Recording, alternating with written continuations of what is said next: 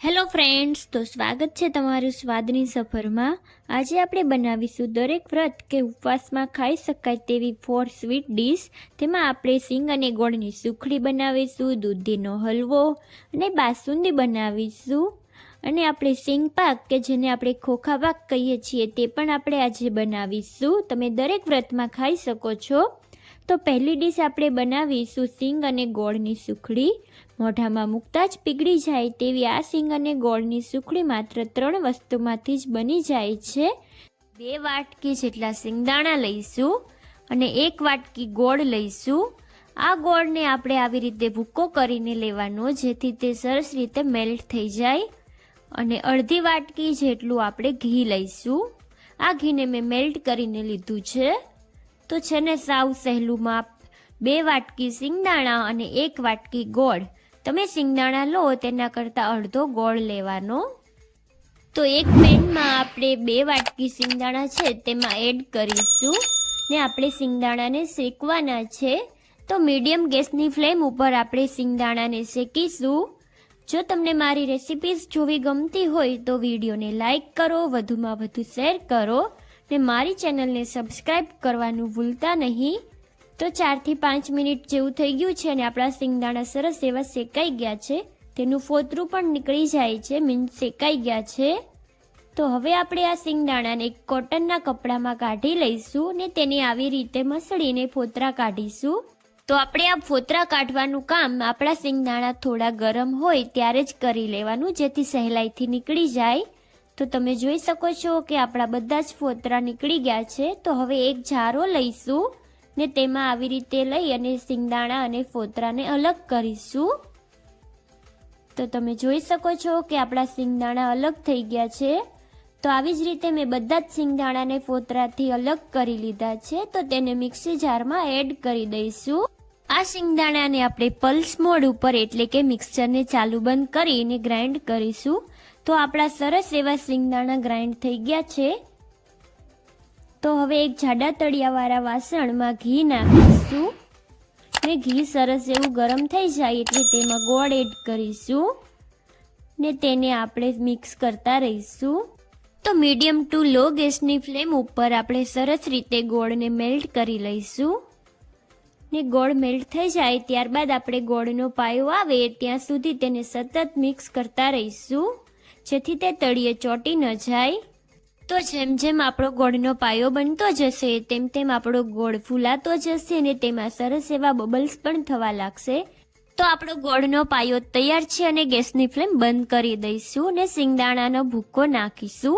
આપણે બધા સિંગદાણાના ભૂકાને એકસાથે નથી નાખવાનો, તેને થોડો થોડો કરીને નાખતા જઈશું। તો ગોળ અને સિંગદાણાના ભૂકાને સરસ રીતે મિક્સ કરતા જઈશું। ગેસની ફ્લેમ બંધ જ રાખવાની છે જેથી આપણી સુખડી કડક ન થઈ જાય। હવે જે આપણે બચાવીને રાખ્યો હતો તે ભૂકો પણ નાખી દઈશું અને મિક્સ કરી લઈશું। તો આપણી સુખડીનું મિક્સચર તૈયાર છે। તો હવે એક પ્લેટમાં આપણે થોડું એવું તેલ લગાવીશું। તમે ઘી પણ લગાવી શકો છો પણ ઠંડીની સિઝનમાં ઓઇલ લગાવવાથી આપણી સુખડી સરસ રીતે ડિમોલ્ડ થાય છે। તો છે ને એકદમ નવી ટ્રીક। તો હવે આપણે જે સુખડીનું મિક્સર હતું તેને આપણે પ્લેટમાં કાઢી લઈશું ને તેને એક વાટકીમાં તળિયે થોડું એવું ઓઇલ લગાવીને તેને સરસ રીતે સ્પ્રેડ કરી લઈશું। તો આ સિંગદાણાની સુખડીને આપણે બિલકુલ ઠંડી થવા દઈશું। તો તમે જોઈ શકો છો કે આપણી સરસ એવી સિંગદાણાની સુખડી ઠંડી થઈ ગઈ છે। તો હવે તેને આપણે પીસ કટ કરીશું। તમે તમારા અકોર્ડિંગ કોઈ પણ શેપમાં કટ કરી શકો છો। મેં અહીંયા સ્ક્વેર પીસમાં કટ કરી લીધી છે। તો તેમાંથી એક પીસ કાઢી તો તમે જોઈ શકો છો કે એકદમ સહેલાઈથી તે ડિમોલ્ડ થઈ જાય છે। જો તમને રેસીપી ગમી હોય તો વિડીયોને લાઇક કરો, વધુમાં વધુ શેર કરો અને ચેનલને સબસ્ક્રાઈબ કરવાનું ભૂલતા નહીં। હવે આપણે બનાવીશું ઘરમાં નાનાથી લઈને મોટા બધાને ભાવે તેવો દૂધીનો હલવો। તો ચલો બનાવવાનું શરૂ કરીએ। અહીંયા 1 નંગ દૂધી લીધેલી છે। દૂધની પસંદગી કરતી વખતે એક વાતનું ખાસ ધ્યાન રાખવાનું કે દૂધી મીડિયમ થીક અને કૂણી હોય। તો હવે બંને સાઈડથી આપણે દૂધીના ડીટિયાના ભાગને કટ કરી લઈશું ને આપણે દૂધીની છાલ કાઢીશું। દૂધીને આપણે હંમેશા છાલ કાઢીને જ હલવો બનાવવામાં યુઝ કરવાની છે। તો મેં અહીંયા સરસ એવી દૂધીની છાલ કાઢી લીધી છે. તો હવે તેને વચ્ચેથી કટ લગાવીને 2 ભાગમાં ડિવાઈડ કરી લઈશું. તો હવે ઘરમાં રહેલી જાડા કાણાવાળી ખમણી લઈશું ને તેના દ્વારા આપણે દૂધીને ખમણીશું. દૂધીને આપણે ખમણીએ ત્યારે તેને સાઈડમાંથી ગોળ ફેરવતા જઈશું જેથી તેમાં રહેલા બીજનો ભાગ ન આવે. તો બસ દૂધી ખમણાઈ ગઈ છે. તો હવે આમાં જે બીજનો ભાગ નીકળે છે તેને આપણે બિલકુલ યુઝ નહીં કરીએ. તો મેં બધી જ દૂધીને ખમણી લીધી છે. હવે આપણે બધી જ પ્રોસેસ ફટાફટ કરીશું જેથી દૂધી કાળી ન થઈ જાય.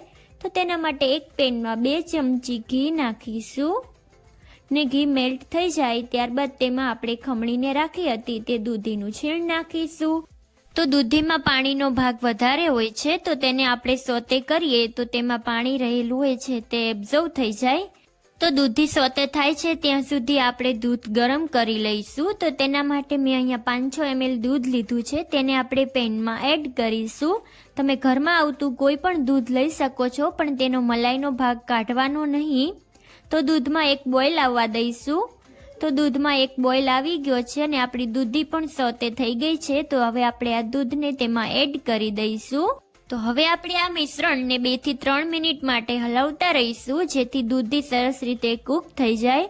જો તમને મારા વિડીયોઝ જોવા ગમતા હોય તો વિડીયોને લાઇક કરો, શેર કરો અને ચેનલને સબસ્ક્રાઇબ કરવાનું ભૂલતા નહીં. તો બસ હવે આપણે આ હલવાને ઢાંકીશું ને તેને ઢાંકીને આપણે 10 થી 12 મિનિટ માટે કૂક થવા દઈશું ને વચ્ચે વચ્ચે આપણે તેને ખોલીને હલાવતા રહીશું જેથી તે પેનના તળિયે ચોંટે નહીં. તો આપણી દૂધી કૂક થાય છે ત્યાં સુધી આપણે ડ્રાય ફ્રૂટને રોસ્ટ કરીશું. તો તેના માટે 1 ચમચી ઘી નાખીશું અને કટ કરેલા કાજુ નાખીશું ને કટ કરેલી બદામ નાખીશું ને તેને સરસ રીતે મિક્સ કરતા જઈશું. તો તેને રોસ્ટ કરીને નાખવાથી તેનો કાચો સ્વાદ રહેતો નથી. તો હવે આપણે દ્રાક્ષ નાખીશું. દ્રાક્ષને વધુ રોસ્ટ નથી કરવાની તેથી આપણે તેને લાસ્ટમાં નાખીશું. તો હવે આપણે બધા જ ડ્રાય ફ્રૂટ્સને સરસ રીતે હલાવતા રહીશું. ડ્રાય ફ્રૂટને રોસ્ટ કરીને નાખવાથી તેમાં સરસ એવો સ્વાદ આવે છે. તો લગભગ 2 થી 3 જ મિનિટમાં તે સરસ રીતે રોસ્ટ થઈ ગયા છે.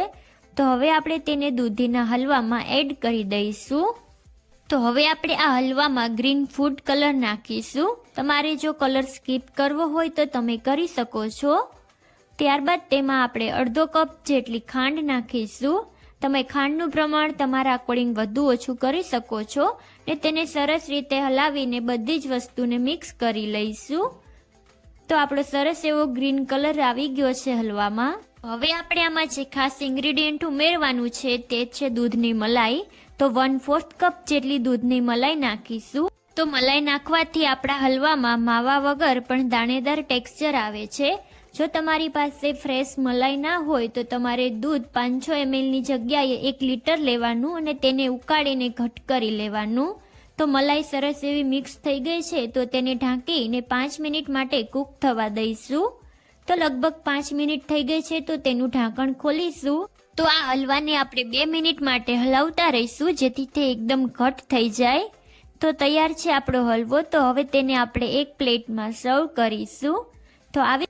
તો છે ને એકદમ ટેસ્ટી દૂધીનો હલવો તમે કોઈ પણ વ્રત કે ઉપવાસમાં આ દૂધીનો હલવો બનાવી શકો છો. તમે એકવાર આ રેસીપી જરૂરથી ટ્રાય કરજો ને મને કોમેન્ટ કરીને જણાવજો કે તમને આ દૂધીનો હલવો કેવો લાગ્યો. હવે આપણે બનાવીશું દરેક ગુજરાતીઓની ફેવરેટ એવી બાસુંદી. તમે એકવાર આ બાસુંદી બનાવશો તો બહારથી લાવવાનું તો ભૂલી જ જશો. તો તેના માટે એક જાડા તળિયાવાળી પેન લઈશું ને તે પેનમાં 500 ml જેટલું આપણે દૂધ નાખીશું. મેં અહીંયા અડધો લીટર જેટલું દૂધ લીધું છે ને દૂધમાંથી આપણે મલાઈનો ભાગ કાઢવાનો નથી ને ફૂલ ગેસની ફ્લેમ ઉપર આપણે એક બોઇલ આવે ત્યાં સુધી દૂધને મિક્સ કરી લઈશું.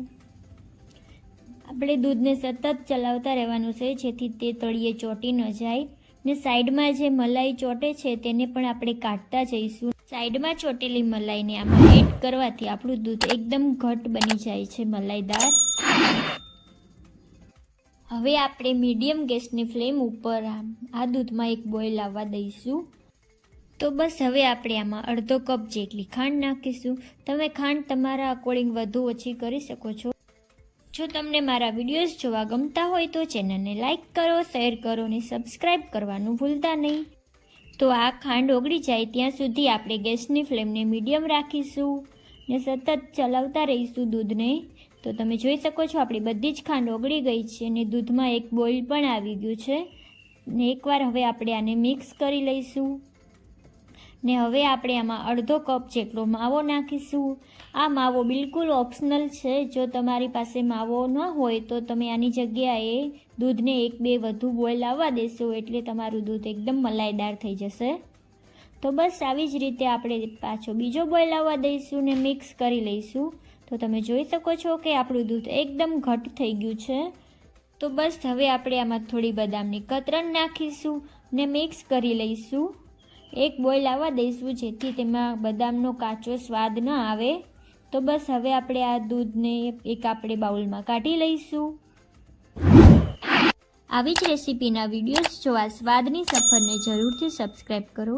હવે આપણે આને 2 કલાક માટે ફ્રીજમાં મૂકીશું જેથી એકદમ ઘટ થઈ જશે.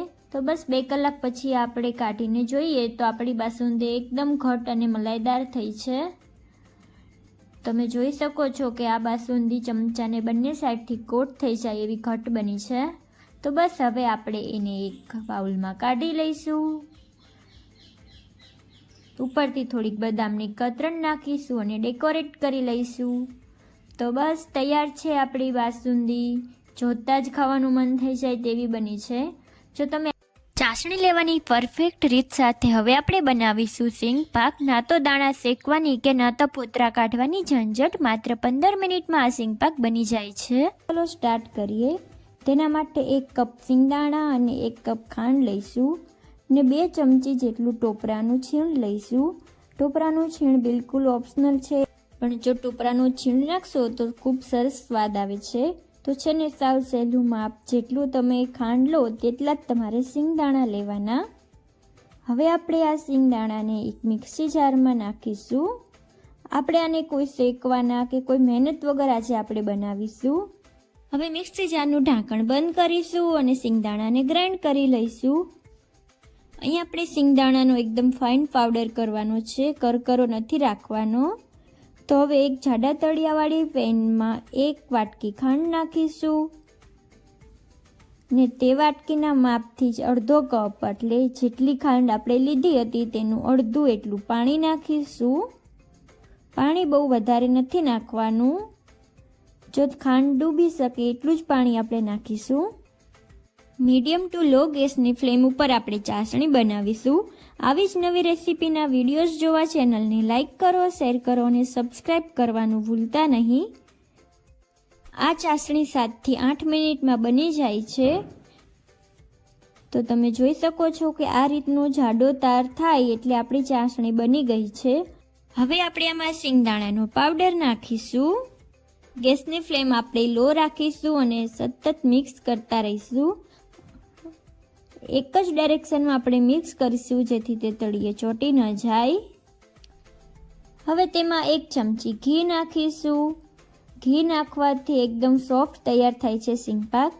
ને ટોપરાનું છીણ નાખીશું. ટોપરાના છીણથી આપણા સિંગ પાકમાં ખૂબ સરસ સ્વાદ આવે છે ને તેને પણ આપણે મિક્સ કરી લઈશું. ગેસની ફ્લેમ એવું લાગે તો તમે બંધ કરી શકો છો જેથી તે તળિયે ચોંટે નહીં. હવે એક ડીશમાં થોડુંક આપણે સિંગ પાક કાઢીશું અને તેને આવી રીતે ફેલાવી લઈશું ને થોડુંક આપણે લઈને જોઈએ તો આ રીતની ગોળી વળે છે, મીન્સ હવે તે સેટ થઈ જશે. તો હવે એક પ્લેટમાં આપણે ઘી લગાવીશું. તેલ નથી લગાવવાનું અહીંયા. ને સિંગ પાકને આપણે પ્લેટમાં કાઢી લઈશું. એક વાટકીના તળિયે ઘી લગાવીશું અને આપણો સિંગ પાક ગરમ હોય ત્યારે જ તેને આપણે પ્લેટમાં સેટ કરી લઈશું. ઉપરથી થોડી બદામની કતરણ નાખીશું. તો તેને પણ આપણે વાટકી દ્વારા સેટ કરી લઈશું જેથી આપણી બદામ સારી રીતે સેટ થઈ જાય. હવે આપણે આ સિંગ પાકને 6 થી 7 કલાક માટે સેટ થવા કરીશું. તો 7 કલાક થઈ ગઈ છે અને આપણો સિંગ પાક એકદમ સારી રીતે સેટ થઈ ગયો છે. હવે તેને આપણે નાના નાના પીસીસમાં કટ કરીશું. તો મેં અહીંયા સ્ક્વેર શેપમાં પીસ કટ કરી લીધા છે. હવે એક પીસ કાઢીને જોઈએ તો તમે જોઈ શકો છો કે આપણો સિંગ પાક એકદમ પરફેક્ટ તૈયાર થયો છે. ને તેને ભાંગીને જોઈએ તો તમે જોઈ શકો છો કે મોઢામાં મૂકતા જ પીગળી જાય તેવો એકદમ સોફ્ટ તૈયાર થયો છે। આ સિંગ પાકને આપણે એક પ્લેટમાં કાઢી લઈશું। તો તમે આ સિંગ પાકને કોઈ પણ વ્રત કે ઉપવાસમાં ખાઈ શકો છો અને મને કોમેન્ટ કરીને જણાવજો કે તમને આ 4 મીઠાઈમાંથી તમારી ફેવરેટ મીઠાઈ કઈ છે।